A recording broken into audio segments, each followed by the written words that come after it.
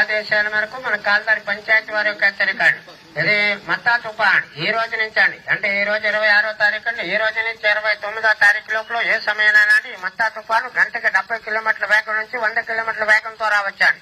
ఇది ఏ సమయానైనా రావచ్చు. అంచేత ప్రతి ఒక్కరు ప్రజలందరూ అప్రమత్తత వహించాలి. మీరు పాడిపడిపోయిన వెళ్ళి ఉంటే సురక్షిత ప్రాంతాలకు వెళ్ళాలి. నిత్యావసర వస్తువులు తెచ్చుకోవాలి, టార్చ్ లైట్లు దగ్గర పెట్టుకోవాలి, వాటర్ చూసుకోవాలండి. మరి పశువులు ఉన్న వారు జాగ్రత్త పెట్టుకోవాలి, విలువైన వస్తువులు దాచుకోవాలి. మరి మగవాళ్ళు కష్టపడి వస్తారు, వీళ్ళు పడుకుంటారు కాళ్ళు పైకెట్టి, వీళ్ళని ఎగ్గొట్టకండి. ఆడవాళ్ళు మెలకుగా ఉండి తుఫాను వచ్చినప్పుడు మగవాళ్ళని ఎగ్గొట్టండి, వీళ్ళు లేచి ఆపేస్తారు తుఫాను. కరెంటు పోల్లు వద్ద గట్ట నుంచి వద్దండి, చెట్ల కింద గట్ట ఖాళీ ప్లేస్ లో ఉండాలి, బాగా ఖాళీ ప్లేస్ లో.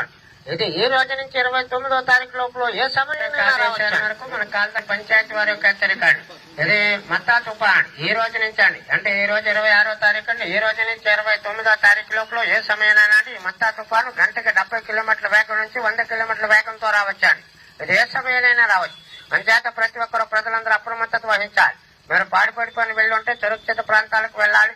నిత్యావసర వస్తువులు తెచ్చుకోవాలి, టార్చ్ లైట్లు దగ్గర పెట్టుకోవాలి, వాటర్ చూసుకోవాలండి.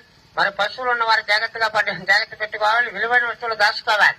మరి మగవాళ్ళు కష్టపడి వస్తారు, వీళ్ళు పడుకుంటారు కాళ్ళు పైకెట్టి, వీళ్ళని ఎగ్గొట్టకండి. ఆడవాళ్ళు మెలకుగా ఉండి తుఫాను వచ్చినప్పుడు మగవాళ్ళని ఎగ్గొట్టండి, వీళ్ళు లేచి ఆపేస్తారు తుఫాను.